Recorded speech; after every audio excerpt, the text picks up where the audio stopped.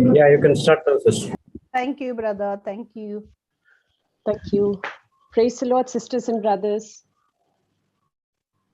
We are all into Praise the another Lord. awesome session today. Praise the Lord, Florita. Welcome once again. And all you beautiful sisters and brothers, only sisters in Christ and Brother Jude and our little Enoch. So praise God. Let us begin with the opening prayer by our sister Savia. Savi, is it? Yes. Yes. Praise Jesus. Savi, Praise Lord. okay. Praise the Lord, sister. Go ahead, I'll sister. start. Yeah. Yes. I thank you for this day to bring all of us here today as we hear the word of God and spread the word in joy and happiness. Lord, we are under your shelter and we thank you for every moment that you have blessed us with in the name of Jesus. Hallelujah. Thank you, Jesus. Praise you, Jesus. Praise you, Jesus. Thank you, Praise Jesus. God. All right. Thank you, Savi. So we invite the other sister now who wants to share her testimony. Maria, what is her name? The one you just spoke about. Gloria. Is she there or she's left? Gloria. I am on my mobile. Let me check. Okay, Gloria, you there? Raise your hand. No, she's not there. Yeah, she was there. She's not Anyway, there. anyone wants to say anything, any testimony to share? A short testimony if you have, or you would like to share anything. It can be just 2 lines as well. Most welcome. It will encourage us all.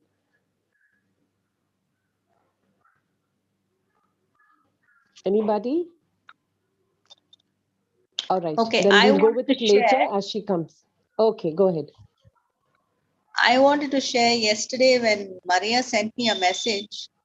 In fact, I had a busy day yesterday because I had gone out, and later in the evening when I was just, I happened to take my phone, and then I saw Maria's message, and then she said, I think she typed it immediately, so I was not able to understand. And then I understood that she wanted me to do the recap. And then I said, oh my Praise goodness, God. now what would, because time was short. So I said, never mind, I can't say no to Jesus. So I'll do my best. And won't believe it, I sat with it and I just put everything into a nutshell and I managed to finish it. And I'm prepared today for the session. Praise God. God. And thank you for doing that, my dear sister. What No happened need is, to say thank you. no, it was my mistake. What happened is Deborah didn't know the work timing. She just started her Yes. work. And then it wasn't fault as well. But, with everything happening with me, I just overlooked her message. But I knew I had a champion sister. So,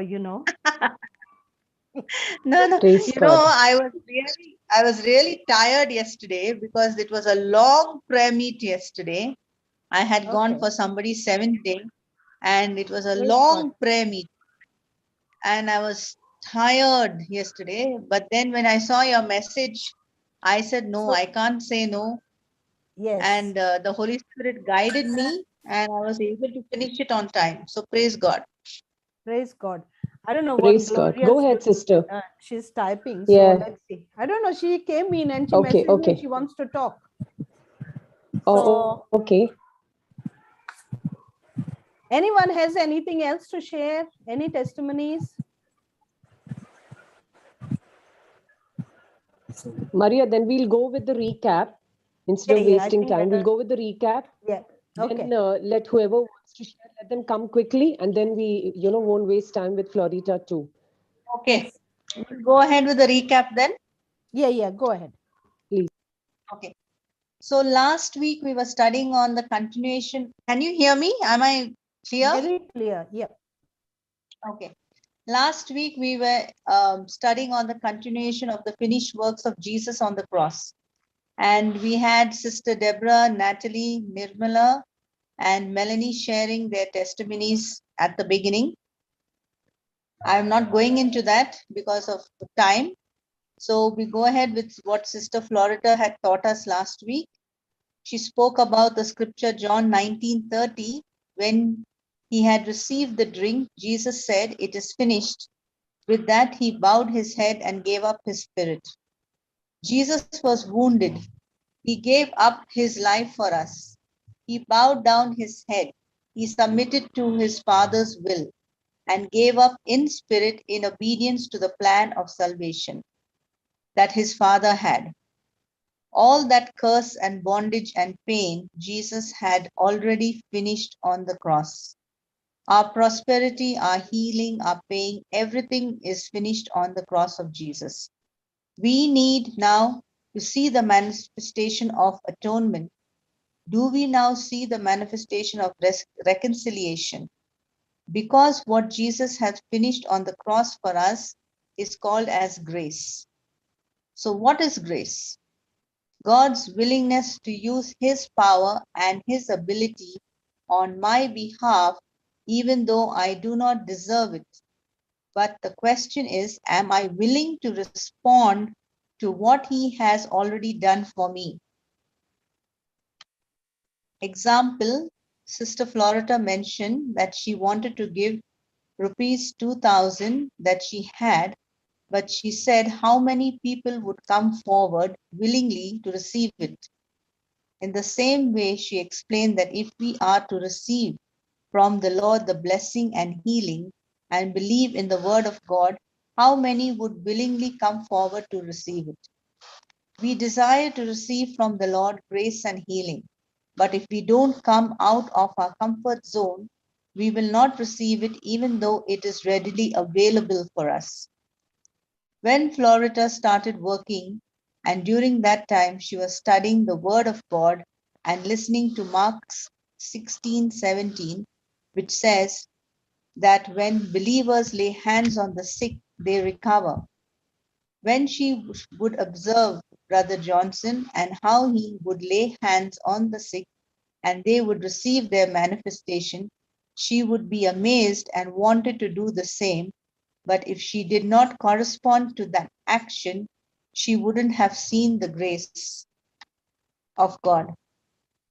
Her sense knowledge was always getting the better of her, and she would think, what would people say? If she had she had to make a choice to go out there and prove to people, no matter what they thought about her, and still do what God has destined for her to do. Sister Florida gives us an example of how there was a lady who was a Muslim working in the same office and had a bad migraine, and Sister Florida was apprehensive to go forward and pray for her, but she remembered the scripture and what the scripture had said and approached the lady and prayed for her and asked the help of the Holy Spirit to work as she was praying for her. As she completed the prayer, the lady responded and said, "My head feels light and the pain is gone." She understood what Sister Florida had explained to her about Jesus taking that pain upon himself, and she said that she can feel the difference. Sister Florida then understood that grace is given to everybody, not only a few people, but everyone who believes. And when we believe in the finished works of Jesus on the cross, that his grace is sufficient for us by exercising my faith and corresponding to the word of God and renewing our mind.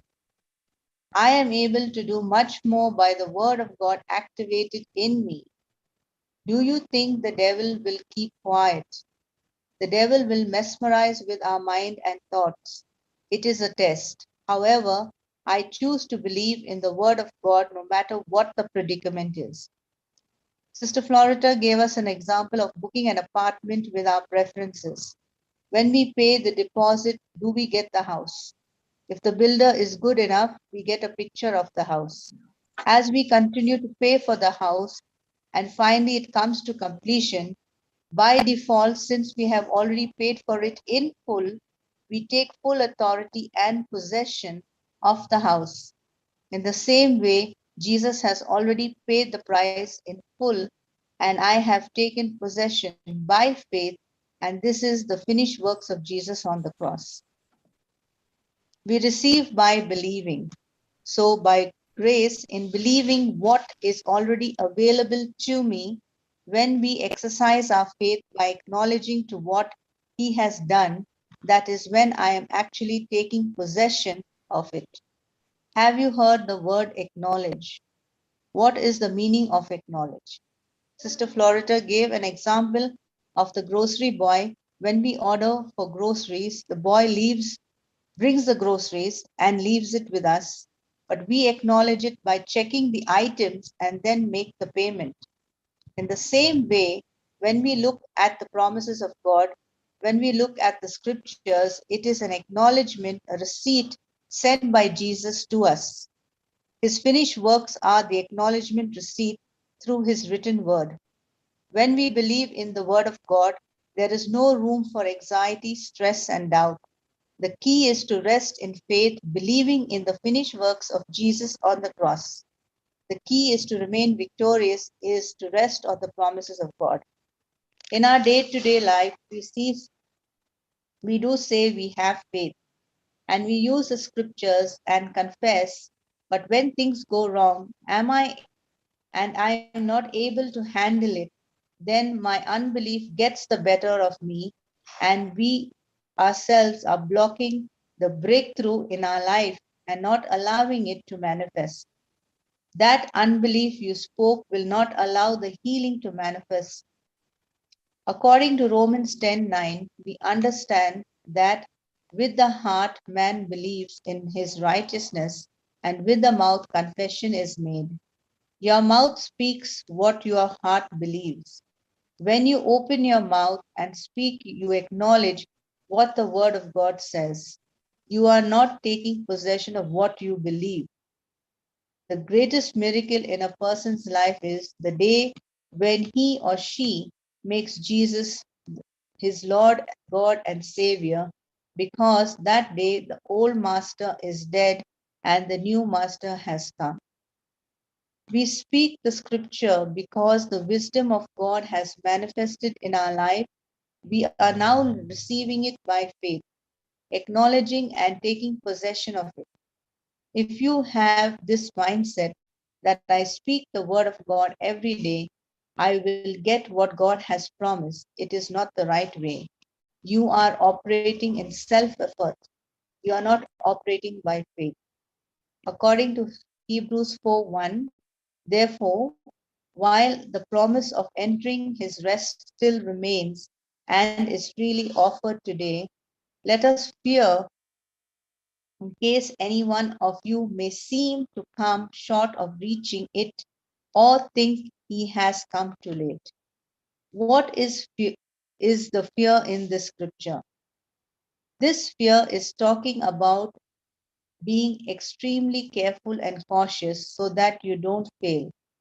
Why are the promises of God given to you and me? The promise of God is given to us so that we enter into his rest. But when I feel, if I do not speak his promises, the promises of God, that is what will not manifest in my life, is wrong.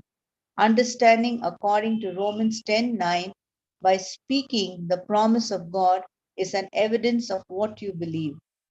When you speak the scripture every day, the scripture of truth abides in me and teaches me all things and guides me into all truth.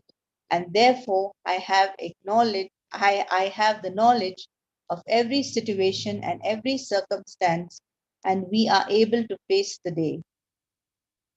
Sister Florita mentioned that if she did not say Psalm 91, that something bad would happen. This is called law mentality, not grace. I am still focused on my self effort. God is not dependent on us. Christ died for us while we were yet sinners. Every day, what we are supposed to do, acknowledge the finished works of Jesus.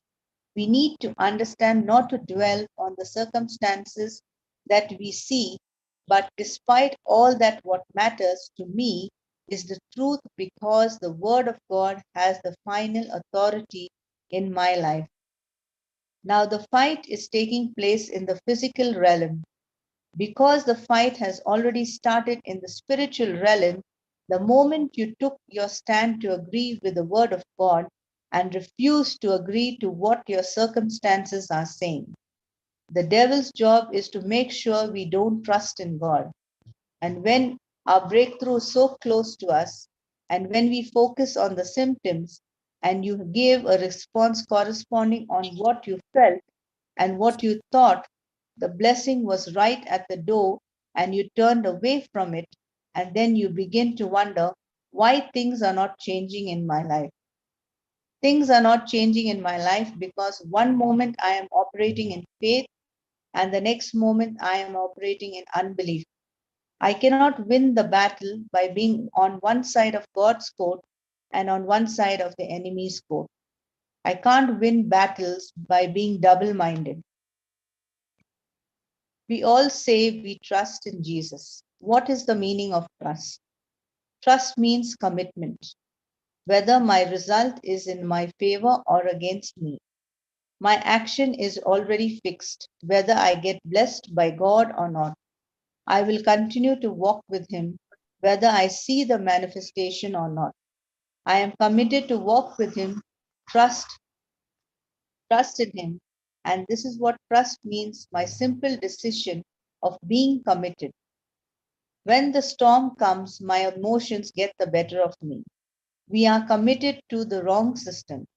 Instead of being committed to God's system, I am more committed to world instructions. Being committed to world system instead of God's system is the problem.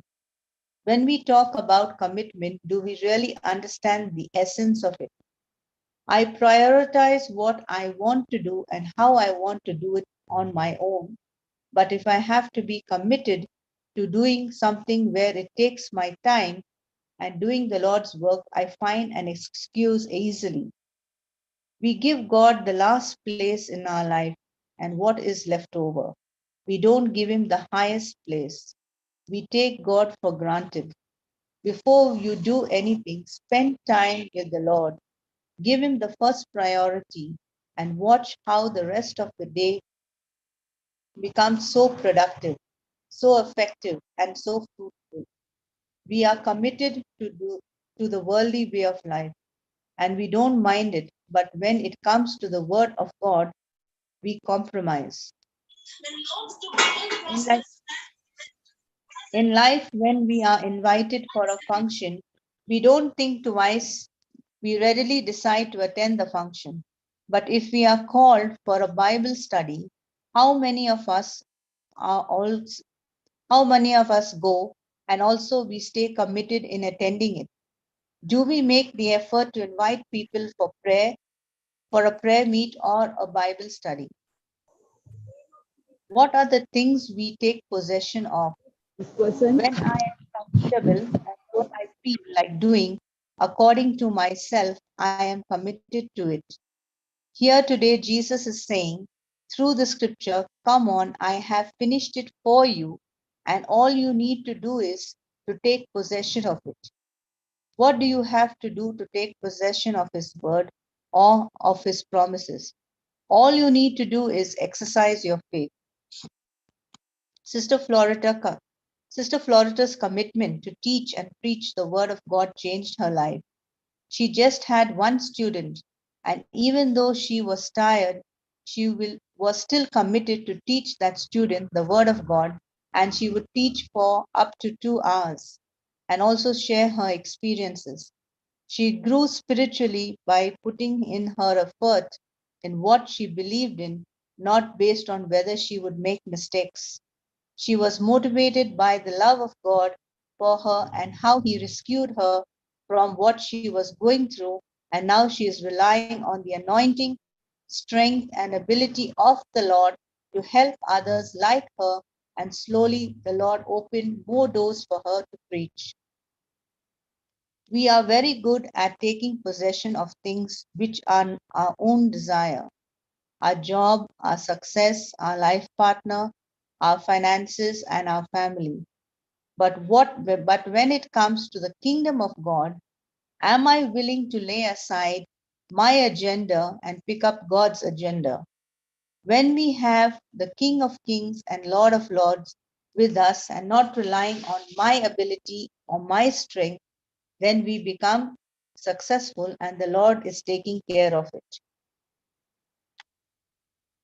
1 minute. The white book that is given to us is to enter into the rest of God.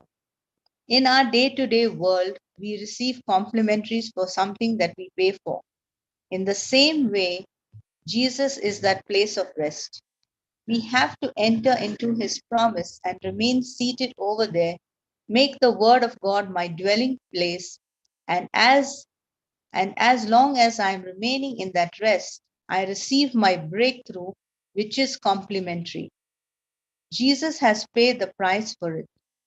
When we are saying by the wounds of Jesus we are healed, when we are saying the scripture of the Lord abides in me, teaches me all truth, you are laboring to enter into that rest. And when you enter into that rest, remain there. Don't be moved by failure or our experiences. Our spiritual journey has to be of laboring to enter into that rest by acknowledging what the Word of God says. I have to learn to tame my mind. According to Philippians 2:13, God will continually revitalize you, implanting within you the passion to do what pleases Him. It is not your strength, your willpower. He is the one who is helping you and giving you the ability, and with the help of the Holy Spirit that God has given us, who is working in me and through me to bring God's plan and purpose to completion in my life so that I may take possession of what He has done for me. Sister Florita has a busy schedule sometimes, and she is not in the frame of mind to preach the Word of God as she is too tired from work.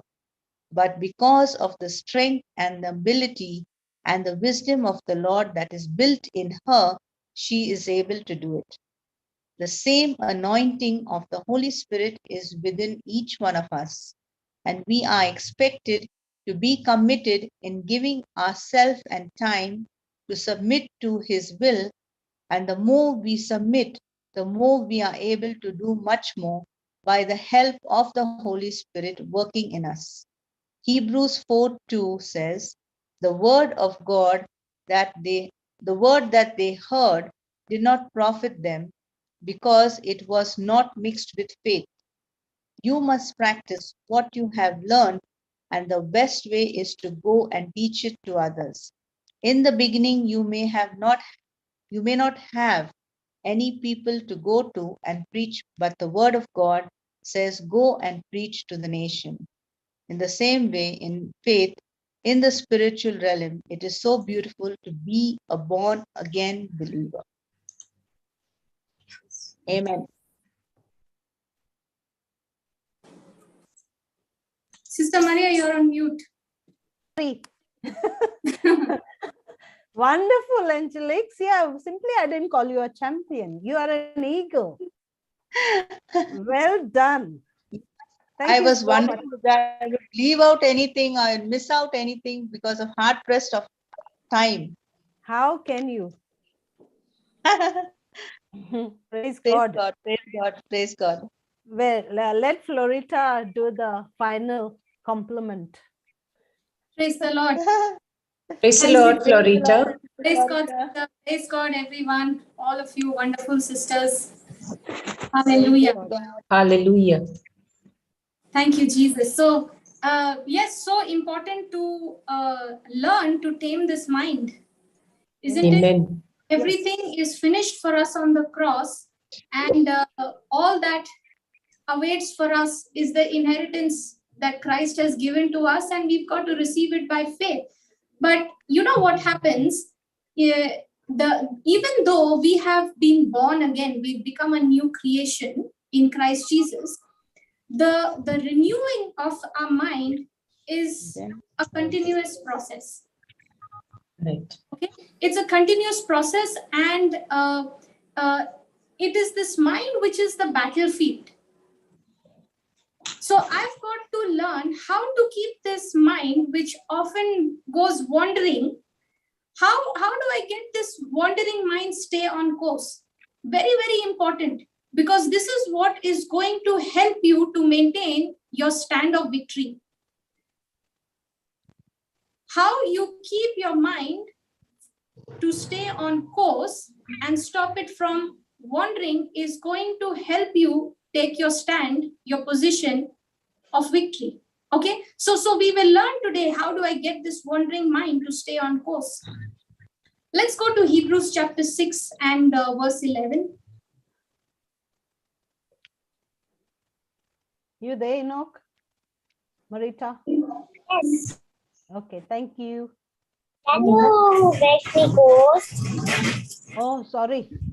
Praise God, sister.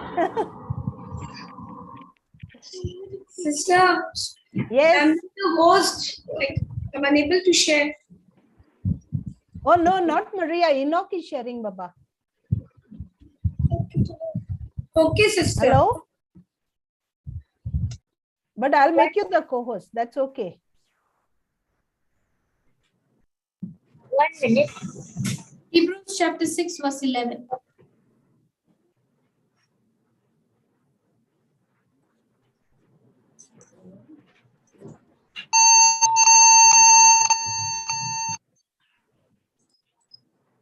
Okay, can someone read if you have found it in your Bible? Yeah.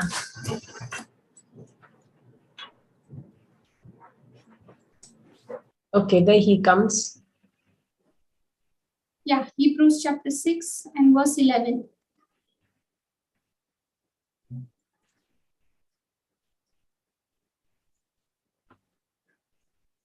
And we want each one of you to show the same diligence so as to realize the full assurance of hope to the very end.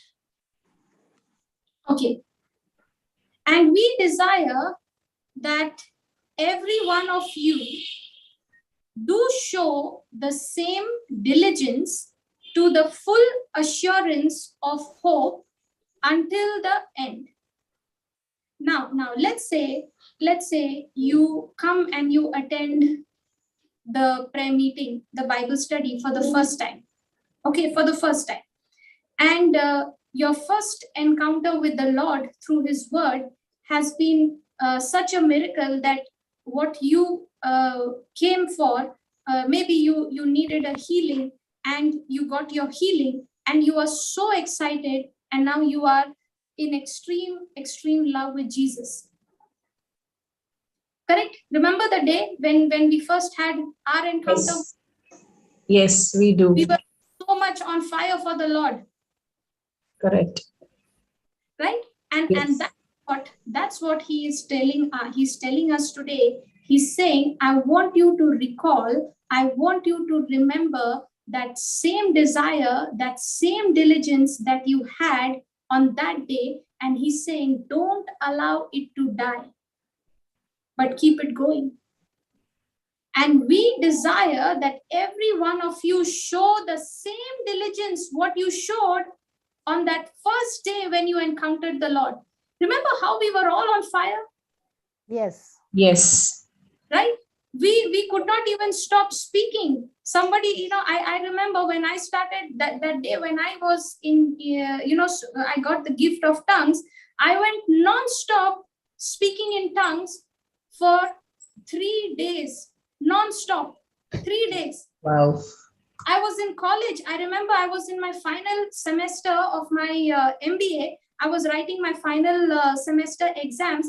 And the night where I got touched, I got the gift of tongues that day. That night, I went on speaking in tongues. I was carried to my room from the chapel. I could not even walk. I was, drunk in the spirit. And next day, I had an exam to write. When I woke up in the morning, I was still continuing to pray in tongues. Even in my exam hall, I was praying in tongues under my breath. It went on for 3 full days. And the fire, the joy, the excitement that was there to tell everyone of what the Lord has done was so extreme. Now, he's telling us that same desire, that same diligence, what you experienced that day, he's saying, I want you to keep it unto the end. Don't allow it to die, but keep it going on till the time the desire that you have, the dream that you have, the vision that you have, the goal that you have in the kingdom of God, what you're believing for is manifested. Do not quit. Don't give up. Go through it till the end. Got it? Yes. You know, sometimes when the pressure builds up, sister, we somehow find the fire fading away. And then we say, you know, sister, I'm going through a very dry season. Yes. I'm going through a very dry season. I always wonder, you know, when someone says, I'm going through a dry season, I always wonder, I said, Lord, you said that we are like a tree planted by the rivers of water. By the rivers. So if I am planted by the rivers of water, how can I go through dryness? Wow. Amen. The very reason you believe that you're going through dryness is because of what you are feeling and not because of what you believe. Amen. If I say I'm going through a season of dryness, please remember, if you are saying I'm going through a season of dryness, that is your emotions and your feelings talking to you, not your faith. Amen. Faith says, I don't care what I feel. I know from the written evidence of the living and abiding word of God that I am like a tree planted by the rivers of water. I am planted in the Holy Spirit. The Holy Spirit is the fount of life-giving water. The word of God, Jesus, is the fount of life-giving water, and I am planted in him. So how can I experience dryness? Amen. So many a times we fall into that deception of, when you hear someone say, you try to pick up those words, isn't it? Yes. Yes. Yes. I remember when I was in college, our professor used to, say you should build your vocabulary. Build your vocabulary. Okay, learn new words. And I'll tell you, I was, I was not so much, I was not that sharp of learning new vocabularies and all that. But I knew one thing, that all I needed to build was the word of God in my heart and in my mind as a stronghold. Praise God. So I would learn new truths. I would learn the scriptures from the word of God. Amen. Now, see the 12th verse. Read the 12th verse, sister. That ye be not sluggish, but followers of them who through faith and patience inherit the promises. Okay. Hebrews 6 verse 12 says that you be not slothful. You know what is the meaning of slothful? Lazy. Yeah, spiritual laziness. Yes. Spiritual laziness. Do not be slothful, he says. Don't be spiritually lazy. That means every day you've got to exercise. Every day there has to be spiritual exercise. Amen. Just as how you exercise your body, you need to exercise your mind. Amen. Because if you don't exercise your mind will start wandering. Listen, if you let's say, I don't know about the men, but I know about the women. They are very, very health conscious, isn't it? Yeah. Little, increase in the weight and all of that. Isn't it like that? Immediately the fighting starts. Yes. Very true. Figure conscious. Yeah, correct. Now, little increase in the weight and little, if the clothes are not fitting, oh my God, now I have to start dieting. Yes. Isn't it? Yes. Now we are so conscious about our body, right? That little increase in that fat or in that weight, we are so conscious that we want to maintain it. We don't want it to grow. We don't want it to exceed, correct? We want to maintain it. So when it comes to our physical body, we are extremely conscious about our weight, about our structure, about our health and all of that. But what about the mind? Body I can see, mind I can't see. But isn't the mind the battlefield, the most important part? Yes.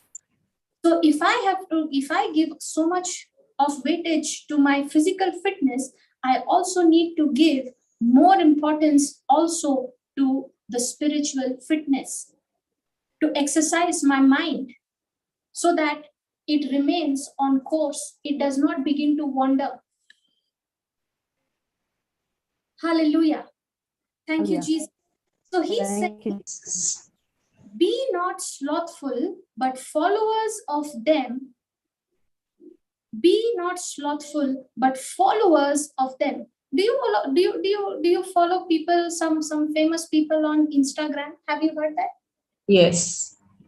The Somebody stars and stuff like that. Yes. There are a lot of things that we like to follow. Some have certain hobbies and they follow their, those professionals, isn't it? Correct. And here is the word of God saying, be not slothful, but followers of them. Followers of who? Of those who inherited the promises of God through faith and patience. This is the one. These are the people we got to follow. See what he says, huh? But followers of them. Followers means what? You imitate them. Imitators of them. Okay. You remember, sister, when we were small, there used to be the break dance. Michael Jackson. Michael Jackson, yes. And we would watch. I don't know about y'all, but I used to watch the Michael Jackson the break dance. Very, very famous and very popular that was. Yes. And the moves that he would make, the Michael Jackson moves. And suddenly you would see, when you're hearing the music, you would find yourself also doing the same moves, copying it, imitating. Correct. Now, what is that person doing? He's showing us those moves, and we are so attracted. We are so, hooked on to it that we almost start imitating that person without even realizing we are unconsciously doing it. Yes. Why are we unconsciously doing it? Because I have seen it so many times. I have heard that music so many times. Now, the moment the music plays, I already know in my mind what is the moves, and my body immediately goes into action. Amen. Yes. In the same way, we also have great heroes in the Bible whom you can see and imitate. Amen. One of them is Abraham, the father of faith. So what is he saying? But imitate those who through faith and what? Faith and? Patience. Faith and patience. Patience. So how do you inherit God's promises? By imitating the others through faith and patience. So we inherit the promises of God through faith and patience. So what is faith? Believing in the unseen. Believing in the unseen that you have already received it. Believing in the unseen which your senses are not showing you. You can't see it with your senses, but you know that the word of God has the evidence. Amen. So I believe in the unseen, what I have already received it. But let's say when it does not manifest, then comes what? Doubt. Impatience. Impatience, yes. Through faith and patience, the scripture says we inherit the promises. So when I am operating in faith, but if the manifestation is not happening or it's taking time, what sets in? Impatience. What is the meaning of patience? What is the meaning of patience? Come on, champions. What is the meaning of patience? Is it when I remain the same, regardless of whether I'm seeing the manifestation or not? Yeah, correct. Correct, Sister Suzanne. Praise God. Patience means I am constantly and consistently remaining the same regardless of the situation around me. Amen. Patience means I am constantly and consistently remaining the same, having the same mindset irrespective of change of situation. Having the same mindset, the same response, regardless whether there is a change in the situation or not. Now, was Jesus going through patience on the cross? Yes. Yes. So, was he fixed on that faith? Yes. Yes. His focus was fixed on the finishing line. His focus was fixed on the end result. True. He's saying, even though I'm going through this pain and I can see everything being blown out, everything is on the negative side, I still know the finished product, the end result is the same. He's fixed on the end result. Okay, let's take, for example, if a person is watching a live cricket match. Okay, it is the last over and you don't know what will be the result. You don't know who will win. And you start getting restless. You start getting impatient. You know, some of them watching on TV might even switch it off out of restlessness. And suddenly you hear from the neighbor's house, it's a 6. And now you're saying, if I keep the TV switched off, then they will hit more. So true, yes. Isn't it? And then you hear them say, hey, another 6. And now you're saying, I won't put the TV on. Let them hit the 6. If I switch on, they will stop hitting.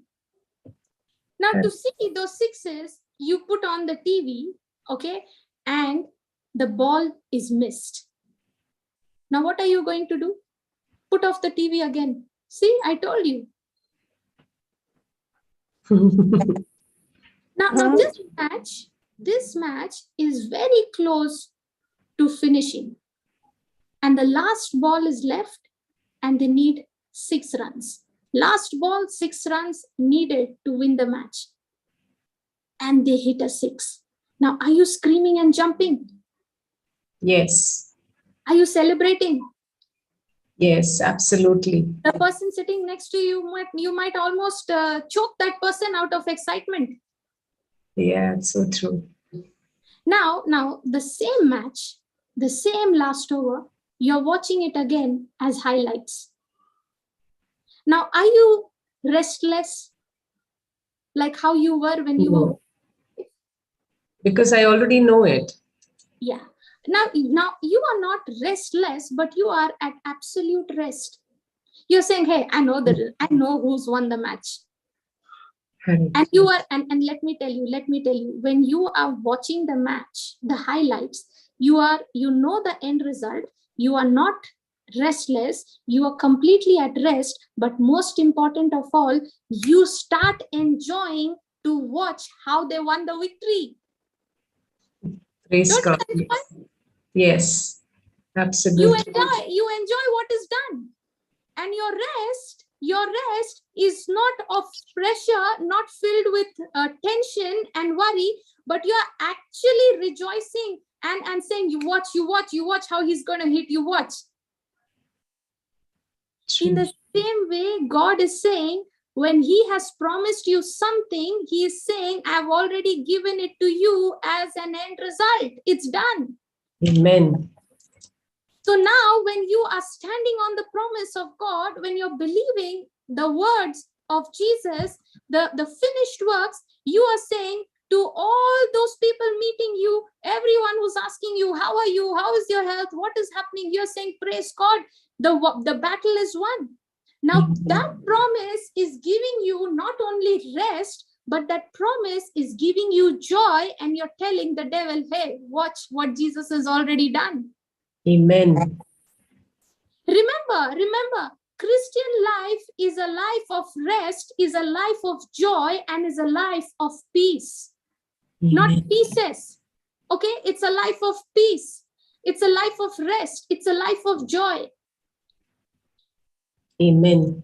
Jesus has finished everything for us, everything that I need to live this life on this planet, and everything that I need to live a godly life. Jesus has given it all, and he wants each one of us to enjoy it, not stress over it. Now, has God given us the end result? Has God given us the end result? Yes. He has revealed it to us through his promises. Okay. Yes. Now, he has given us the promises. He's given us the end result, but he has not given to you the process. Correct. He has not given to you the process yet of how you are going to inherit it. He has showed you the way that you need faith and you need patience to inherit it. But to walk that journey, how that journey is going to be, he has not given you all those details. Correct. So Yes. the process might look tough. The journey that you are in might look crooked. It might look unjust. But if you just stay on the path, if you just stay on course with faith and patience, you will inherit the promise. Praise God. Praise God. Amen. So are we supposed to inherit the promises? Yes. Yes. Are we supposed to teach our mind to agree with what God said? Yes. Yes.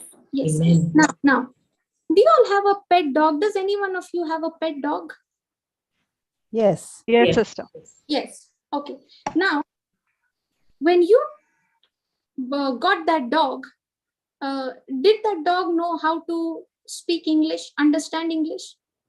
No. No. But did you train the dog? Yes. Did you tame the dog? Yeah. Yes. Now tell the dog to give his paw. Does he give you the paw? Yes, he does. Yes. When you tell him, give me the right paw, does he give you the right paw? He does. Yes. When you tell it, sit down, it sits. Stand up, Yes. it stands up. So that dog Yes. did not understand English before, but that dog was tamed. Amen. It was tamed. Even so, our mind, before we got born again, our mind was corrupted. It was tuned to the patterns of this world, to the teachings of this world, and to the lies and deceptions of Satan. Because he was my old master. Now that the old master is gone and the new master has come, this mind has to now submit to the new master. Are you following? Yes, yes, sister. Praise God. Praise God. There is no choice, but it has to submit to the new master. The sooner you realize and understand this, the better it is for you. Hallelujah. Amen. Now, let's look at the next verse. Hebrews 6 verse 13.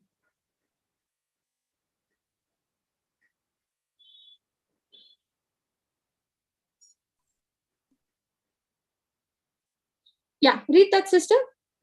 For when God made promise to Abraham, because he could swear by no greater, he swore by himself. Okay. For when God made promise to Abraham, Because he could swear by no greater, he swore by himself. Now, when somebody tells you, don't lie, what do you say? Let's say, sister, you are telling, you're telling some, some news, you're telling about something, and to that person, and that person is saying, hey, what are you saying? Don't lie. Now, what will the person say? What will you say? No, yeah, I'm telling you the truth. Lie. God promise, mother promise. I swear. Now, what are you doing? Bringing God and mother in between, swearing and bringing God and mother in between. Now, tell me, why is the person doing that? Why is he swearing by another person's name? Because he believes what he's speaking is the truth. Because he believes, or because he wants to convince the person whom he is telling to believe that he is telling the truth? Yes, he wants to convince him as well. Correct. The reason why he is swearing by another person's name, so that you believe he's not lying. Because when it comes to that person, if I'm saying mother promise or whatever, the person, when he's bringing that person, he's swearing by that person, he is telling the other person, listen, I'm telling you the truth. I will dare not speak a lie by taking my mother's name or things like that. Are you understanding? Yes, sister. Now, look at the 14th verse. Saying, surely blessing I will bless thee, and multiplying I will multiply thee. Okay, now before that, God, the 13th verse, it says, when God made promise to Abraham, because he could swear by no greater, he swore by himself, saying, surely blessing I will bless you, and multiplying I will multiply you. Now, who did God say these words to? Abraham. To Abraham, correct. Okay, now read the 15th verse. And so, after he had patiently endured, he obtained the promise. Okay. Now let us see. Okay, was the promise given to Abraham? Yes. Yes. Now let's see, how was he going? What was he going through? Okay, what was the process? See, we all like the promises, correct? Yes. Correct. But we don't know the process. Now Isaac came into being, correct? Isaac was born. Yes. But I want to know how many months, how many days, and what all Abraham and Sarah had to go through in the battle when there was a fight of unbelief on the other side. Yes. See, when I read the scriptures, I always think what they would have been thinking. If I was in their place, what would I be thinking? Correct. God made a promise to Abraham, and he said, your seed, your descendants will be many. But from the time God gave that promise to them till it manifested, I'm more interested in understanding, in knowing what was the process Abraham and Sarah went through. Because their situation was a condition of hopelessness, impossibility. So don't you think there would have been a fight of unbelief on a regular basis? Oh, yes. Definitely, yes. Isn't it? Yes, very much. When there is a situation, even in our life, where nothing seems to be working, where you have made all your efforts, you've done all that you had to do, but nothing seems to be happening. And now you are saying, God, I don't know what to do now. You know, Florita. Yes, sister. If I may add, you're just talking about it, and I just remember that it took 8.5 years to wait upon the Lord for my daughter. And we call her the promised child. That's why we named her Elisha. You know, the word given by our God himself to my husband. So all that time of 8.5 years, there has been so much of like you'll have relatives telling you what to do, you know, like which doctor to go to. You need to take medication, you need to get yourself checked, you need to get your husband checked. So all this, you know, was going on. Like it came so close. I remembered 2 weeks before that as well.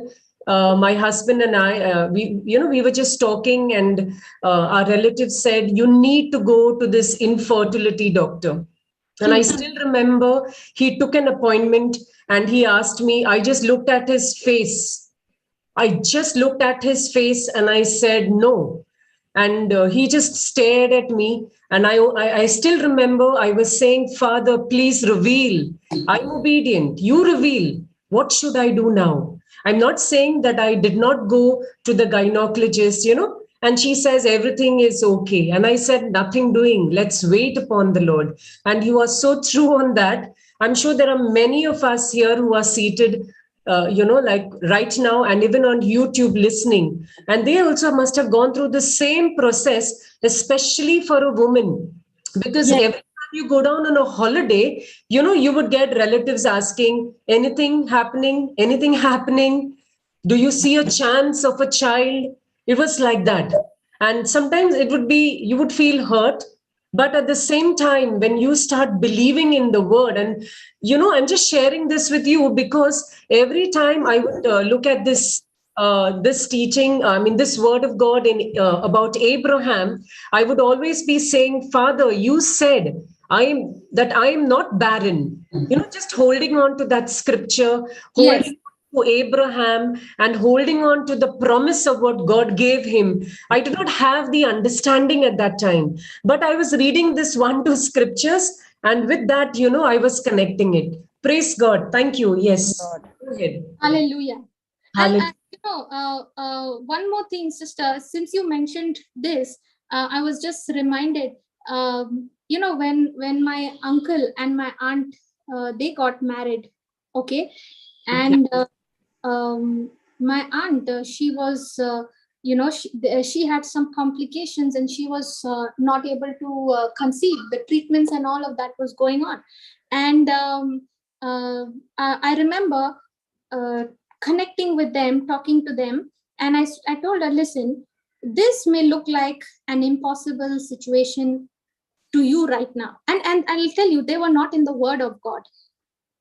They were not in the word of God. Okay. Both of them.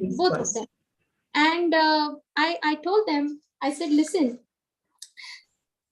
there are 2 ways you can, look at this situation. Your physical evidences are showing you and telling you that there are so much of complication and everything is going to be painful, the treatments and all of that. Okay. And on the other side, there is a spiritual evidence, which is the word of God, which is giving you the promise. It's giving you the promise. Now you have a choice to make. Which one are you going to choose? Which one are you going to rely on and put your trust in? Yes. Okay. And I remember she said, I'm willing to do what the word of God says. Okay. And both of them, I remember every night, no matter how late it would be, even after my classes. Okay.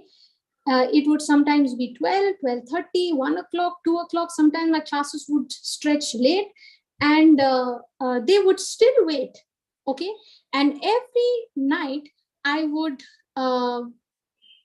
connect with them on the phone and they would speak the scriptures. I would give them a small teaching before they start to confess the scriptures. Okay. Explaining to them that when you are speaking the word of God, imagine, believe, this is what is happening. Amen. Okay, I would give them the reality from the scriptures and tell them that, listen, you've got to learn to tame your mind. You've got to learn to bring your imaginations to submit to what the word of God is saying, and build your imaginations based on the word of God. Because the scripture says that what you have imagined to do, the word of God says nothing will be, nothing will be able to stop them. Amen. Praise God. So I would speak to them every night, and they would speak the, confess the scriptures along both of them. Okay. And I would also be with them on the call. Every night we would do that. Praise And God. I remember when I went to Jamshedpur for the retreat. Okay. I don't remember the year, but I think it was, yeah, I went for the retreat. And that day, that time I told, I said, next year, by the time we come next year when I come, there's going to be a good news. Praise God. Sister, do share with us what is the scripture that you they used. Yeah, it was the same, sister, from the book of Genesis. Okay. Of the same promises what we are learning today, and okay, I'll send that across to you. Yeah, because then many can use it. Many sisters who are waiting upon the Lord for their wombs. Yes. Now, sister, my uncle and my aunt were of the same mindset in the beginning. They were saying, listen, we are willing to do whatever it takes. You get what I'm saying? Yes. Whatever it, and I had to tell them, listen, this, if you're thinking that you are going to speak the scriptures, you're going to pray, and that is going to bring forth your baby, that's not going to happen. So you have to change your thinking. It is not by your praying. It is not by you doing it.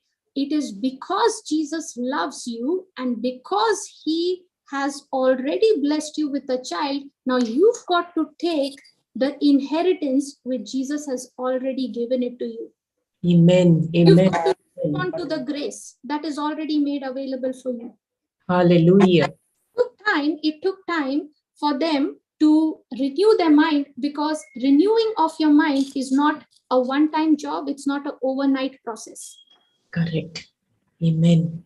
It's a moment by moment process. Every time you are, more than the relatives and families asking you all those questions, more than that, it is when you are lying on the bed at night silently, there are thoughts battering your mind.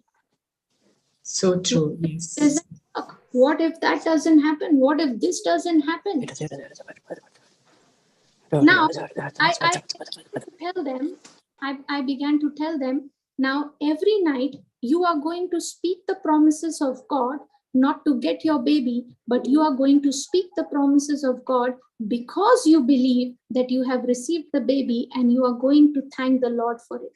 Amen. Praise God. Hallelujah. Okay. And they were blessed. They're blessed with a baby girl. Okay. Praise Jesus. And now that girl, she is about 5 years old. Okay, she's 5 years old. And I'll tell you, this child, when she was in her mother's womb, I would tell her mother, every day you're going to lay your hands on your womb and speak the scriptures. You remember in the white book, there are scriptures concerning biblical virtues to pray for your children. There is a scriptures titled as biblical virtues to pray for your children. And I would tell her, I would give her I had given her the white book, and I said, every night, every day, you're going to speak, lay hands on your stomach, and you're going to prophesy over your child. The girl who was born, when she was 4 years old, I was talking to her.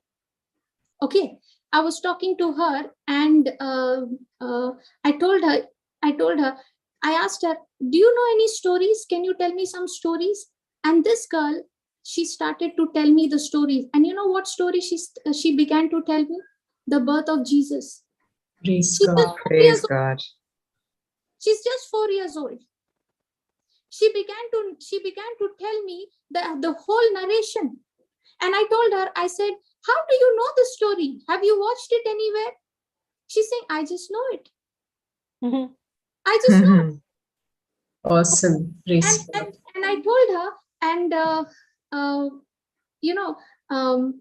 I was talking to her and I said, Baba, do you want to learn the language of the Holy Spirit? And she said, I already know. Huh? She says, I already know. Praise And God. I told her, wow, you know, the children, they are so innocent, they are so quick to believe. Okay. So I told her, come on, let's then speak in the language of Jesus. And I'll tell you, before I could start, she started speaking in tongues. Praise God. Nobody laid hands on her. Praise God. Nobody laid hands on her. You know, we really need, sometimes, you know, we as adults, we let the logic come in our way, where God is saying, I want only childlike trust. Amen. Absolutely. Amen. We let our emotions, our logic get in the way and disrupt the whole system, where God is saying, Baba, I've finished it for you all. I've made it so easy. All I want you to just believe. You know, a child, when it comes to believing, the child will never, ask. They don't use logic. Questions. Yes. Yes. So They true. simply trust. They watch and they learn. They watch and they learn. Amen. And she's just 5 years old, and you should see how she prays. Okay, when there is a person, you know, if her mother or father or anyone in the family is sick, she's not going to go and she doesn't go to that person, lay hands and says, Jesus, please heal. She says, in the name of Jesus, devil, come out of her. Amen. Praise God. Amen. Praise God. And she teaches my cousin, you know, who's 18 years old, 19 years old, these people, she teaches them, come, I will teach you how to pray. Wow. Awesome. Now, the seed of God's word was planted in that baby's, in that baby, when the baby was in the mother's womb. Amen. Amen.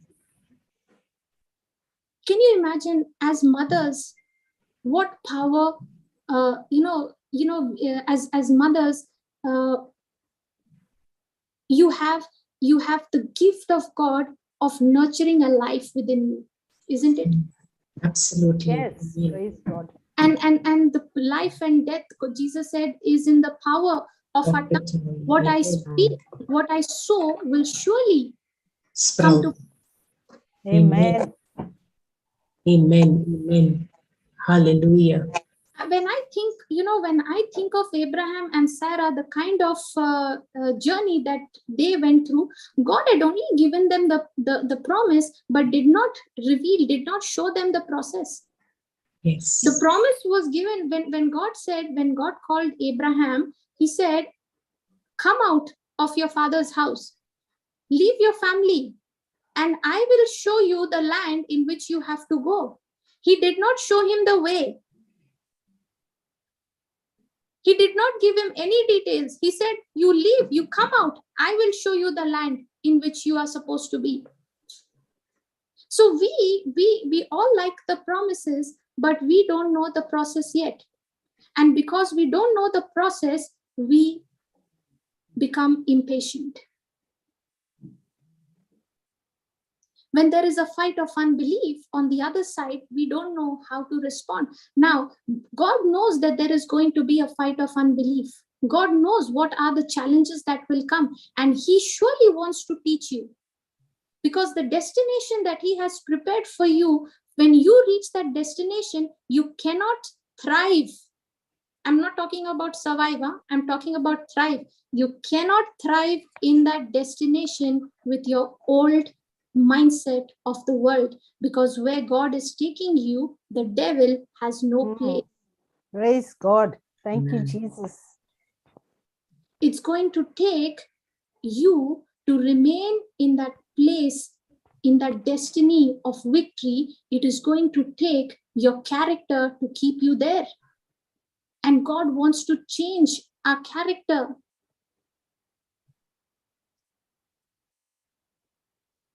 Hallelujah. Hallelujah. Hallelujah. Okay, so let's go back to that verse, verse 15. Hebrews 6. Yeah, read the 15th and the 16th verse. Papa, can you just keep the screen a little, take it a little up? Go ahead, Judy. And so, after he had patiently endured, he obtained the promise.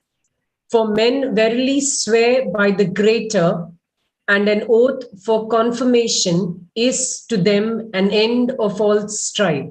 Okay. For men indeed swear by the greater, and an oath for confirmation is to them an end of all strife. Of all strife. Okay. Now, let's say, sister, for an example, okay, if you want to take a loan from the bank, you go to the bank, right? And you say, I Yes. want to take a loan. Will they just give you the money? No. No, they will first see what is your status, Documents. Yes, yes. whether you are eligible in the first place or not. Correct. They will first see what is your status, your eligibility, and based on that, they will decide whether to give you a loan or not. Correct. And at the same time, they will say, we want a guarantee. Yes. Now, why do they want a guarantor? So that if you fail, If I back, yes. Then so he if will you be. have to pay back the Yes. loan, the guarantor will have to pay. Correct. Yes. So will you bring a guarantor along with you who is higher than you or lower than you? Higher. Higher, correct? If you bring someone lower than you, will the bank give you the loan? No. No.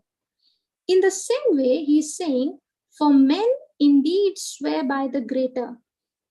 Yes. Men indeed swear by the greater, and an oath for confirmation is for them an end of all strife, of all dispute. Yes. So if the guarantor is 50 times bigger than you are, will the bank have any problem now? No. Because they know if you don't pay, the guarantor will pay. Surely. Yes. Now, will there be any argument? No. Will there be any dispute? No. No, the chapter is closed. The loan is processed. Now, look what God is saying, okay? Read the 17th verse. Wherein God willingly, more abundantly to shew unto the heirs of promise the immutability of his counsel, confirmed it by an oath. Okay.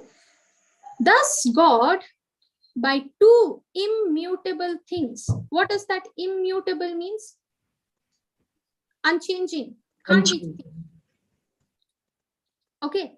That by two immutable things in which it was, Baba, just scroll up the screen, just take it a little on top.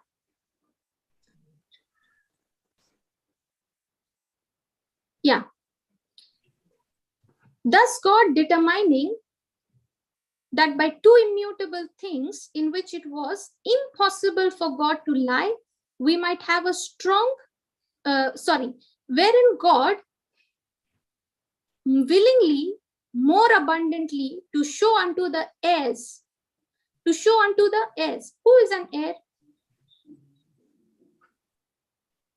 Now when parents leave behind big properties, who does the properties go to? The neighbor. The children. The heirs, the children. Does it go to the People neighbors? entitled to receive. No. No. The bloodline, the children. Now The people that they've nominated. yes. Now as when you have a property to inherit, okay, have you worked for that property? No. No. Do you try to prove and say that you belong to your parents? No. No. You have not worked hard for it, neither have you sweated for it. You get it because you belong to the family. Yes. Amen. You get it because you belong to that bloodline. True. And that's why God is saying, I am more willing to show you abundantly to the heirs of promise. Praise God. Those who believe. Yeah. And he says, to show unto God is, remember, see this word, the 17th verse, wherein God willingly more abundantly. You know, you may think, and I may think that God is, it is not God's will. God wants me to have this, but in abundance. God wants me to prosper in the area of my career in abundance, but God wants me to only have limited things in my personal life. That's not God's nature. That's human nature. We try to adjust, we try to balance, isn't it? Yes. But God is a God of increase. God is a God of he's a generous God, and he says he is more willing. He's willing more abundantly to show unto the heirs. God is willing. The problem with us is that we are not willing to believe his generosity. We find it difficult. So here is God giving you first a guarantee. Yes. God is giving you first a guarantee. Yes. An oath that he has sworn it. Okay, can you give me this scripture from the Amplified translation? Hebrews 6:17. Enoch. So read it, sister, if you have found it in the Bible, you can read it. In the same way, God, in his desire to show to the heirs of the promise the unchangeable nature of his purpose, intervened and guaranteed it with an oath. Intervened and guaranteed it with an oath. Okay, can someone please put that scripture on the chat? Please. Enoch, you there, Baba? I don't think he's around. Yes. Yeah, he's there. Oh, he won't go anywhere, Florita. Praise God. Yeah, just put amplified translation, Baba. Hebrews 6:17. Thank you, Enoch. Okay. In the same way, God, in his desire to show to the heirs of the promise the unchangeable nature of his purpose. Now, why is God giving all this oath? Why is he giving the promise? He's showing, he's doing that to show the unchangeable nature of his purpose. Amen. Amen. Praise God. Yes. He intervenes and he's guaranteeing it. You know, you go to the bank to get a loan and you don't have a guarantee. Okay, you don't have a guarantee, and someone walks into you and says, listen, I'm going to be your guarantor. That person you don't even know. Now he's intervened in that situation and he is guaranteeing it. Can you imagine the nature of God? God is saying God's nature is unchangeable. He intervenes and he guarantees it with an oath. So that, look at the 18th verse, so that by two unchangeable things. What are the two unchangeable things? His promise and his oath. His promise is unchangeable. His oath is unchangeable. So that by two unchangeable things, that is his promise and his oath, in which it is impossible for God to lie. Now, who has given this promise and who has made this oath? Who has done it? Who has done it? God. God, yes. God has given the promise. God has taken an oath. And he has given it to us. He's given it to those who are heirs to the promise. Now, has he given this to you as a gift, or did you do something to earn it? It's a gift. A gift. It's a gift. It's a gift. Okay. Now, God has given us this inheritance as a gift, isn't it? We have not done anything to deserve it. Yes. Now, let's take, for example, suppose your neighbor encroaches, a portion of your land. He's encroached it. Now, will you give that portion of land to him as a gift or fight for it? Fight for it. And what about this promise? Yes. God has promised us his inheritance. Free inheritance. Which one is bigger? God's promise of his inheritance or the property? God's promise. And what are we fighting for? The material property. We spend so much time fighting for things which are no match with things that God has promised us. Amen. Yes.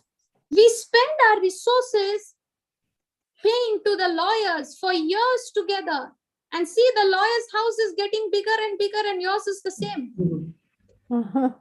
So true. Now let's say after fighting that case, you got your land, you won the case. And now the person, who's won the case, who was fighting for that land, is now dead in the coffin. Now, is he going to take that land? No. Absolutely. But what about this inheritance? Today we chase in this world so much, okay, running after so many things, okay, is taking, has started to become a priority. And if you actually see all of this, the moment we leave, the moment our call comes to go home, to be with the Lord, it's all going to be of no use.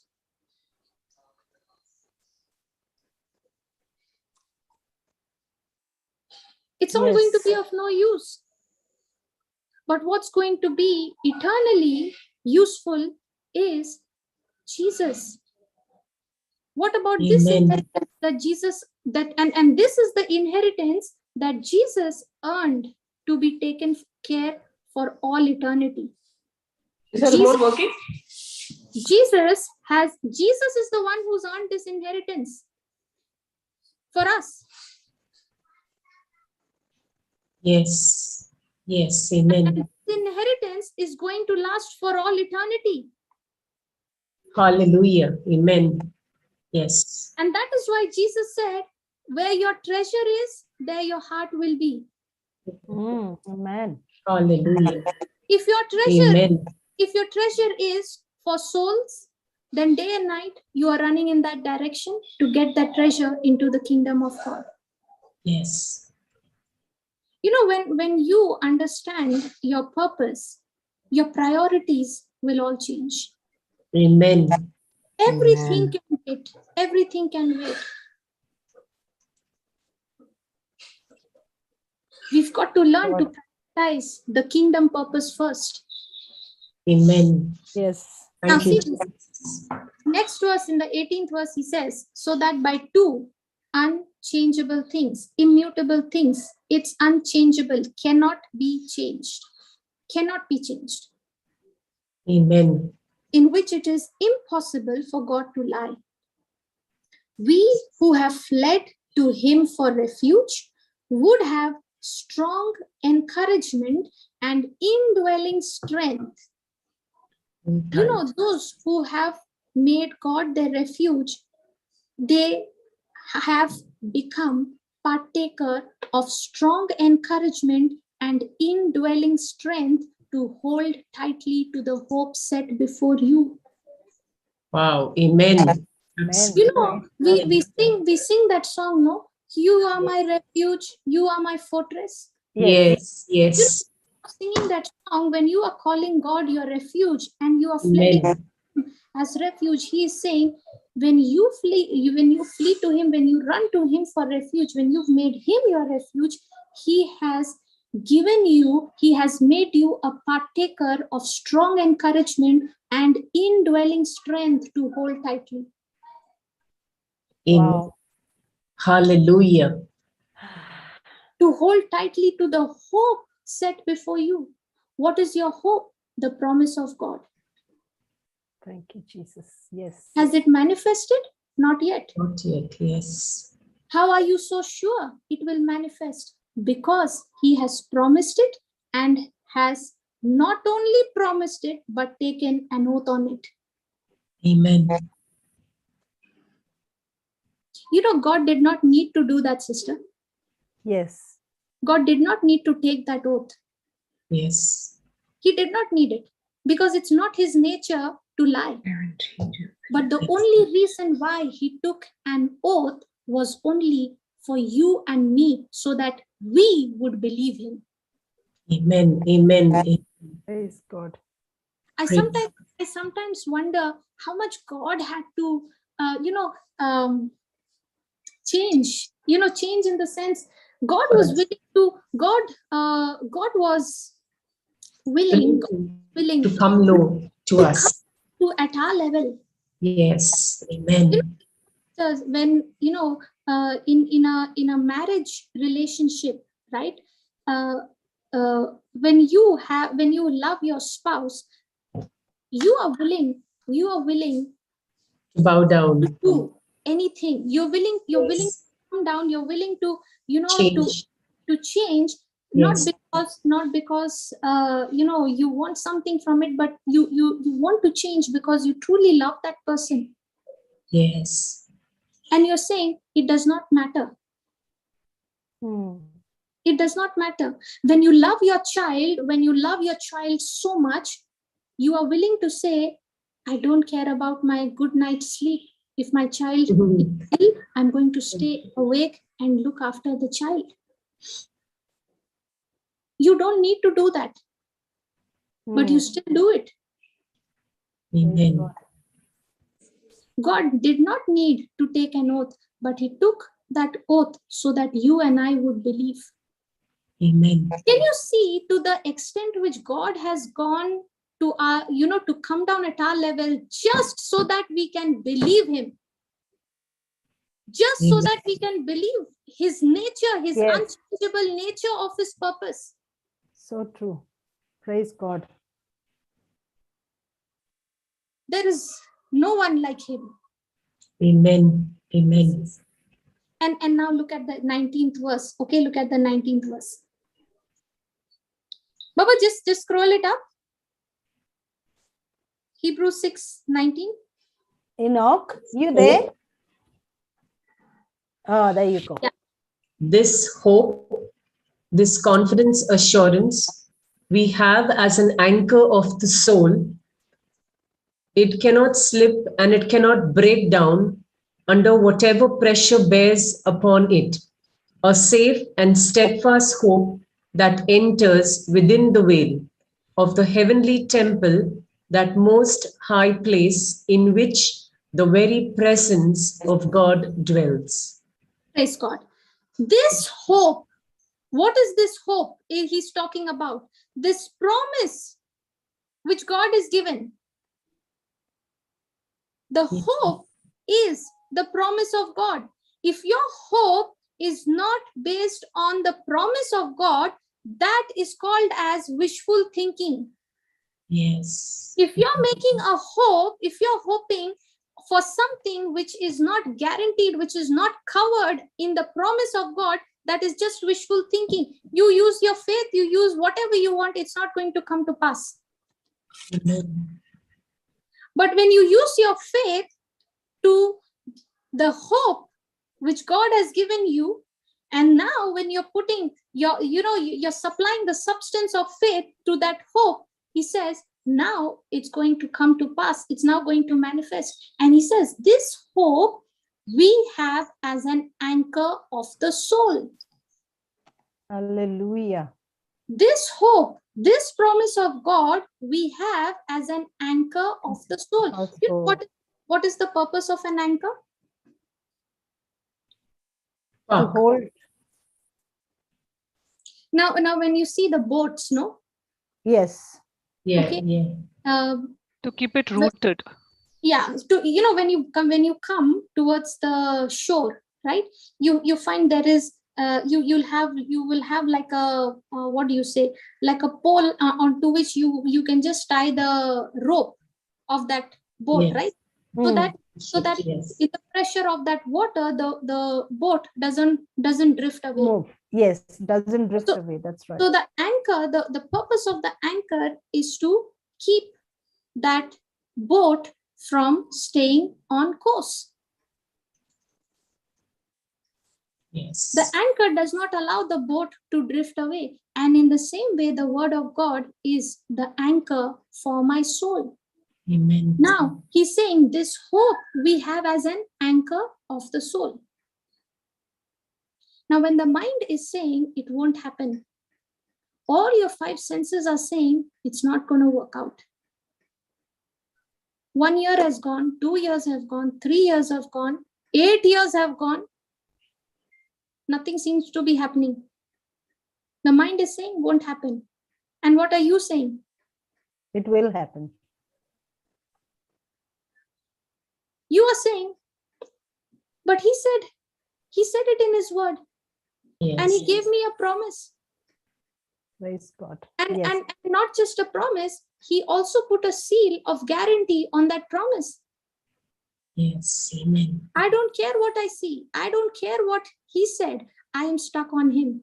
I'm stuck to what he has said. So when the mind is running in this direction, in different other direction, the promise of God and his oath, two things, the promise of God and his oath becomes an anchor to my soul. Amen. Can we praise God for that? Hallelujah. Hallelujah. Hallelujah. Hallelujah. Thank you, Praise Jesus. Jesus. Hallelujah. Now, is God saying, by the wounds of Jesus, you were healed? Yes. Now, is it the promise which needs to be inherited? Yes. Amen. Has he given you an oath? Yes. But do you believe it? Yes. We believe the symptom is still there. So true at times. I believe by the wounds of Jesus I am healed, but the legs are saying not yet healed. Yes. So when the legs are saying not yet, what happens to my mind? God, how come it is not healed? Yes. But a person who has got an anchor to his mind is saying, I don't care, even though it looks like it is not healed, but I still believe I am healed, and that is what I'm going to say. Amen. I'll tell you, I had met with an accident, okay, and I had fractured my ankle. And when the accident happened, there was a deep cut on my ankle, and it was all swollen. And when I was rushed to the doctor, they took an X-ray and everything, and they said no bones are broken. It's just a cut, and they did the dressing and they put some bandage and they sent me off home. Okay, 2 weeks have gone. The swelling does not seem to reduce. Okay, and I'm speaking the word of God. I'm believing the promises of God, and all that is happening. 3 weeks have gone by. The swelling does not seem to reduce. In fact, it has become worse.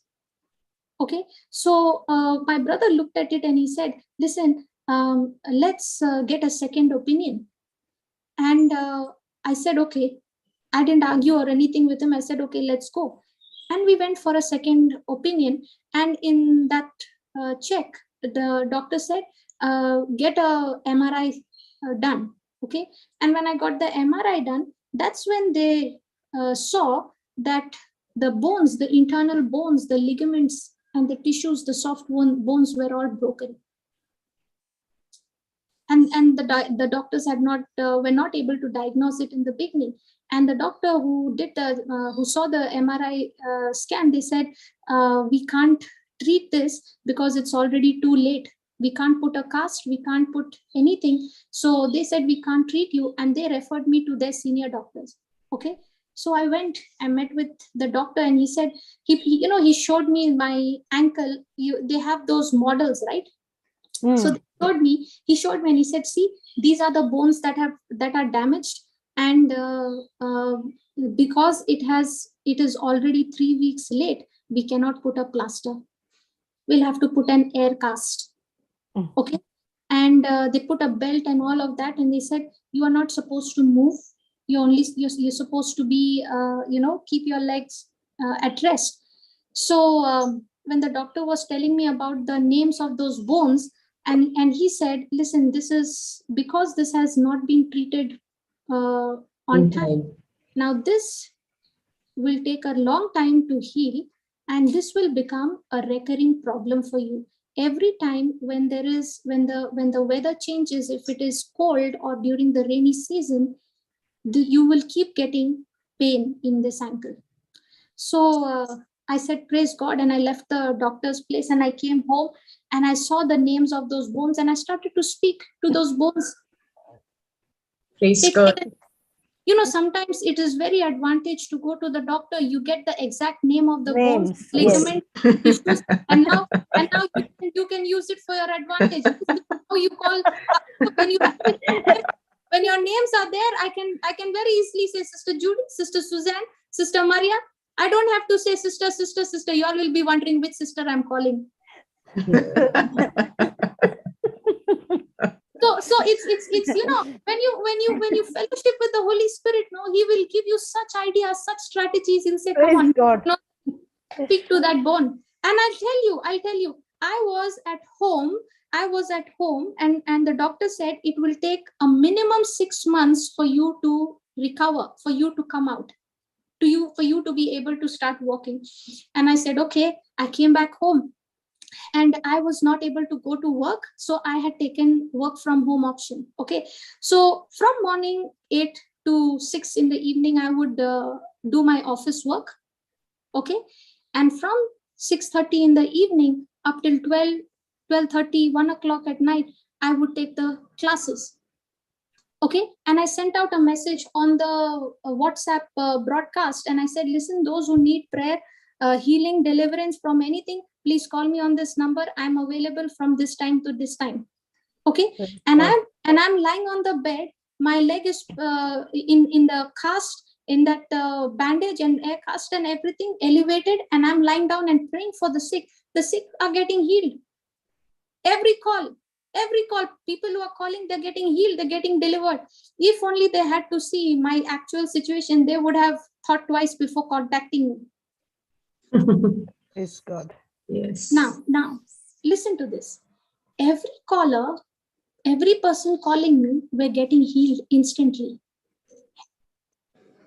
And for me, it has already been 1 month and there is no progress. The pain is still there. The swelling is still there. The wound is still fresh.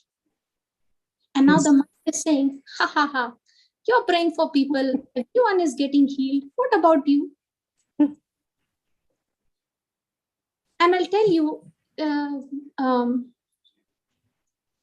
when those thoughts would come, instead of getting caught up in that thought, I began to intensify what the word of God has promised me.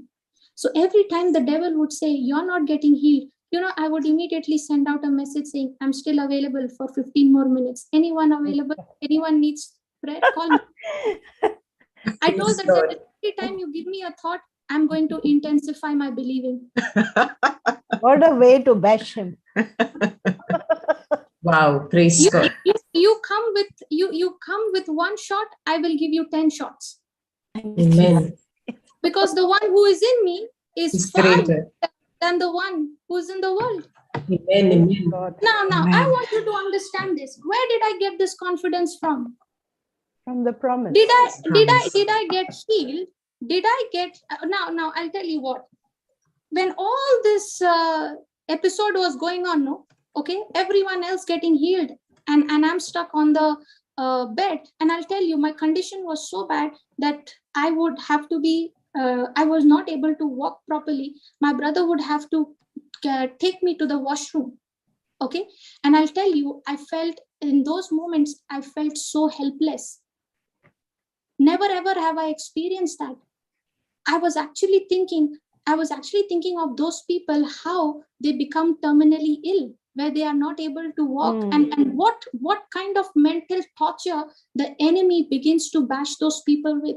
There are so many people who give up their their willingness to live, to fight back, because they are so caught up in the emotions and feelings of what the enemy is doing to them. And I said, Lord, in this pressure, in this, even though the enemy has come against me, I know, Lord, you are still with me in this battle. Praise and I'm God. already victorious. I'm not fighting to get healed, but I'm already healed, and I stand healed. So the doctor said 6 months you are going to take, and you have to be extremely, extremely careful. You're not supposed to put pressure on that leg, okay?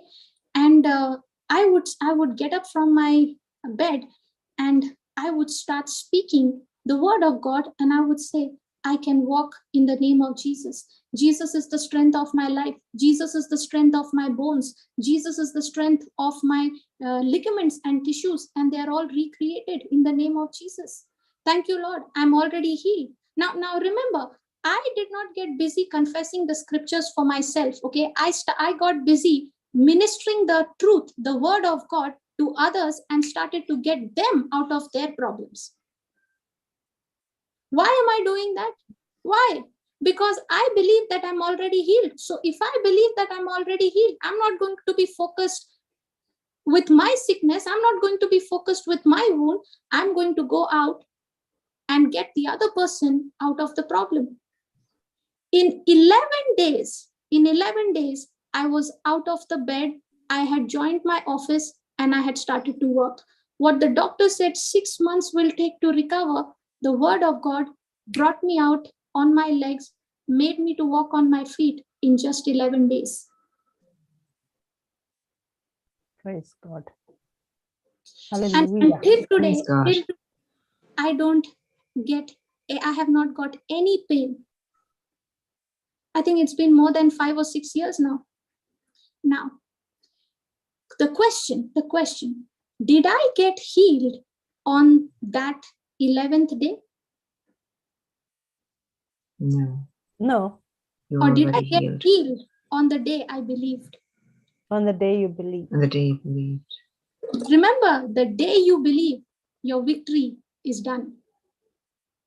The day you respond to what the grace of God has made available for you, you have already become a partaker of it. Now, through faith and patience, you've got to inherit it. It's going to show forth. Now, on the day I believed, and because I believed, by the wounds of Jesus, I'm healed. Now, if I believe that I am healed, am I going to stay back, or am I going to step out in faith? Step out in faith. Step out in faith. And when I was continuing, was my mind saying, my mind constantly kept saying, you're not healed. Don't put pressure. It's still there. It's still broken. It's already 1 month late. Now, with my sense knowledge, it is still there. But with the word knowledge, is it there? No. And because I continue to believe the word knowledge, I experience the healing. Amen. Praise God. So every moment is a fight. And what is the fight? To tame this mind. To teach this mind that there are 2 things that cannot be changed. The promise of God and the oath that he has taken. Everything in this world is temporary and it will change. But these 2 things can never change. They are the same yesterday, they are the same today, and they will remain the same forever. And that is his word of promise and his oath that can never be changed. Praise God. Are you following? Yes. Yeah. So has God given us his oath? Oh, yes. Yes. Has he given us his promises? Yes. Yes. And when he's given us his promises and his oath, I now need to learn to tame my mind to receive what he has done for me through faith and patience. See, the devil, if he wants to dodge, he will only do one thing, just give you a thought. And if you entertain that thought, if you don't bring that thought into captivity through the word of God, by teaching, by taming your mind, he will start taking you for a ride after that. So show him his place. Wow. Praise God. Hallelujah. Hallelujah. I used to be a person who believed my future is in God's hand. But the day I heard the promise of God in Galatians chapter 6 verse 7, it says, be not deceived. God is not mocked.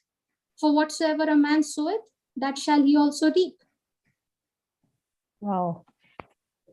My future is not in God's hand. My future is in my hand.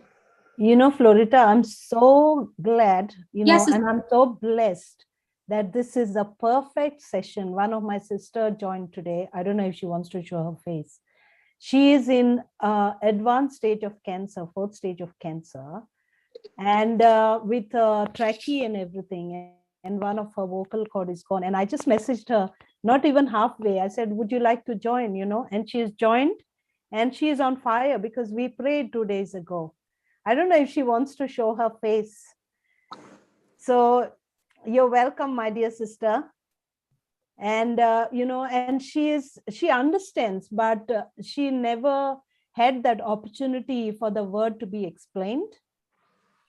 And when she realized what was in that truth in the Bible, she was like, yes. I said, no, you can't go. You just have to give the gospel, take the gospel to the ends of the world. Amen. Yeah. And yeah. So she cannot join in video. Yes. But that's the thing, and so much she's seeking, so much she wants to know more. So I sent her this teaching, and this is so perfect. I'm sure she would love it. And it's perfect. Praise God. Praise for her to tame her mind. Yes. Sister, Psalms 118 verse 17 says, I will not die but live to proclaim what the Lord has done. Amen. Yes. Yes. I shall die, but I shall live and proclaim what the Lord has done.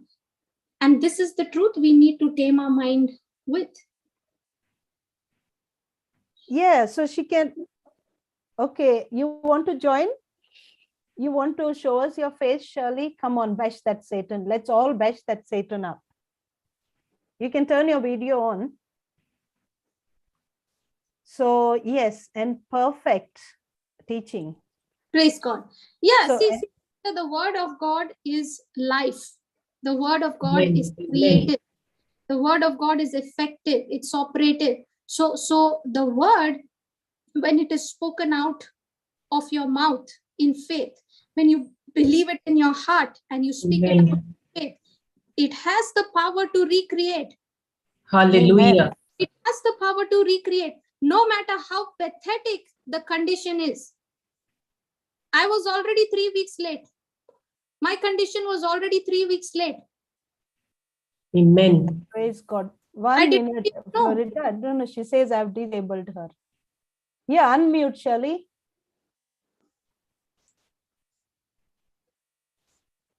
Okay, can we make a prayer on her as well, Florita? And I see my brother Amal is here too.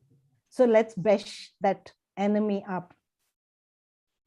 Sure, praise God. Put your video on, Baba, Shirley. So, hello? Yes, she's on, but I think her video is not. She can hear. She can hear us. Praise God. Yeah. So Yeah, Sister and the thing is how you are, once you get the taste of that word, how you go seeking and you want more of it, she's not able to speak, no, right now. Yes, She's not able to speak, but No, she can no problem. hear. Okay, you can hear the word, sister. Yeah. Thank you, Jesus. Thank you, Father. Thank you, Holy Spirit. Thank you, Lord, that your word is alive, your word is active, Lord. And Lord, in your kingdom, there is no partiality. Amen. Your love, your mercy, your compassion for Sister Shirley is in abundance. Thank you, Lord, that the plans that you have for her are plans of prosperity, plans of welfare, plans of goodness, plans to give her a future filled with hope. Father, thank you and praise you for your living word. Thank you for the authority that you've given us. In the name of Jesus, I take authority over the spirit of infirmity, the spirit of cancer. In the name of Jesus, I command you to get out of her body right now. I thank you, Holy Spirit, that as we have spoken your word in faith, we believe, Lord, that we have received it. We believe that it is done. And Lord, I speak now to every organ of her body, her vocal cords, be recreated right now in the name of Jesus. Every organ, every tissue of her body, I'm talking to you, be reconstructed, be recreated in the name of Jesus. All the cells in her body, I'm speaking to you, be regenerated. Thank you, Lord, for all the cells are in perfect harmony, creating a perfect balance in her body in the name of Jesus. Thank you, Lord, that she is not only healed but made whole. There is nothing missing, nothing broken in her lives. And thank you, Lord, that you have anointed her to live a long, anointed, prosperous life, nothing missing, nothing broken in her life.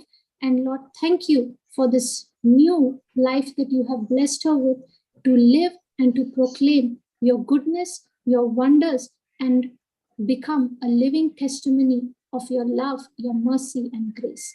In Jesus' name we pray. Amen. Amen. Amen. Amen. Praise God. You can send her the teachings, Sister Maria, and Yes, I did, Baba. Stay She connected. says that she wants to put the video on, but she says the host has no problem. No problem. So next time, definitely she will. Yeah. Praise God. Thank you, Florita. Thank you, Praise Jesus. God. Hallelujah. Yes, Sister Maria, over to you. Thank you. Over to you, Judy. Any testimonies? Anyone wants to say anything? Mama Gloria? Oh, she's there. Yeah, if she wants to say, we won't pressure her. Yeah. She is very beautiful, and precious. Praise God. You there, Gloria? You can raise your hand, Baba, because we want to say the closing prayer. She's there, but she hasn't raised her hand. Okay, I don't know if she wants to unmute. Come on, beautiful sister. You want to say anything? Okay. All right. Never mind. She'll get ready for the next week. Next week, yes. Yes. Praise God. Wow, what a beautiful session. Thank you, Amen. Sister Florita. You're always beautiful as ever. But I think before we end our sessions before Papa comes, I think you will show us your face. Yes, I'm actually on the move. That's the reason why the network keeps fluctuating. So I know we understood it from the last time. Because we are blind people, we need to see people. No. Jesus. But praise God. So the voice, if it keeps getting cut, then it will affect. The important. Yes. No. We understood. That's why we did not interrupt you and ask you, please show us your face.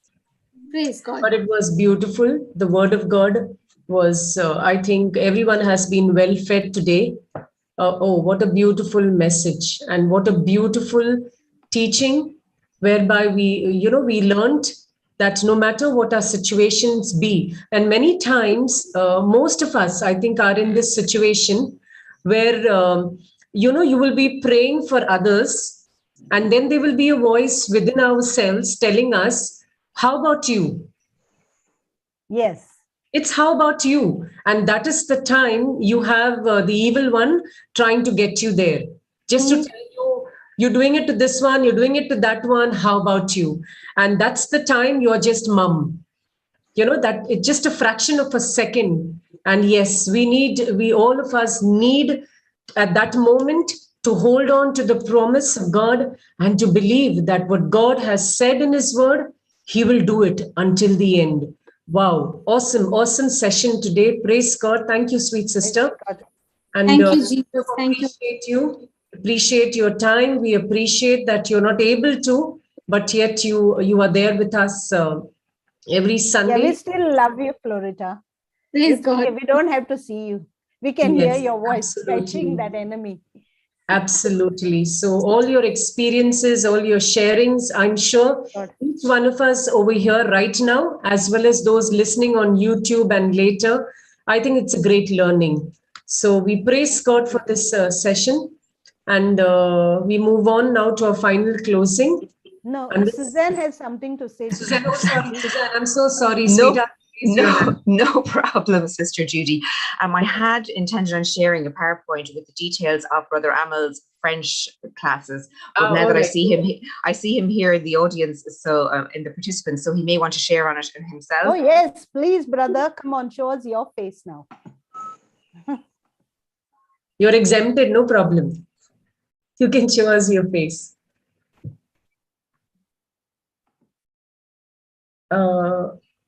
The details of the French. Okay. French. I'm not sure whether Brother Amel is there, but just to explain, I mentioned briefly. He's there. He's there. He's very much there. Suzanne, why is the videos disabled? What should I do? Is it not showing the details?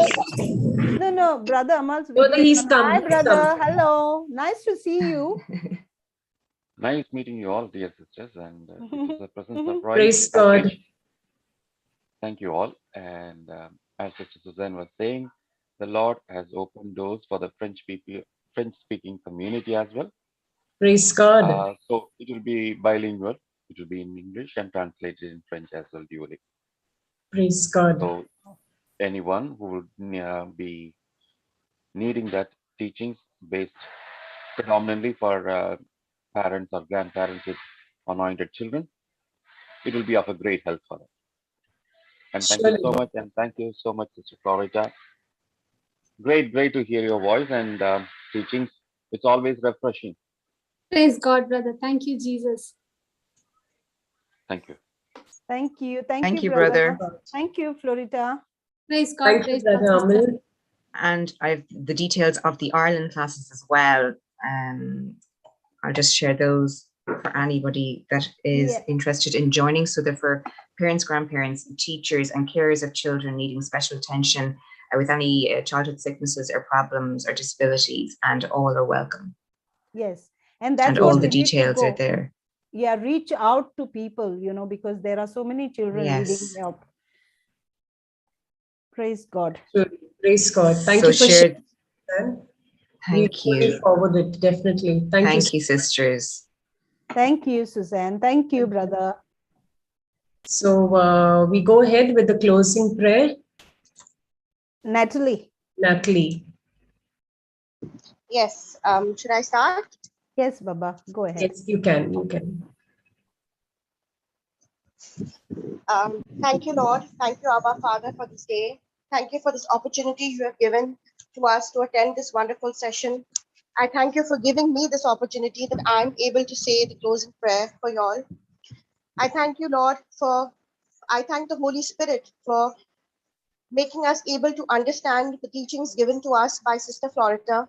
May we use it every day in our daily lives and chew on the word that is given to us.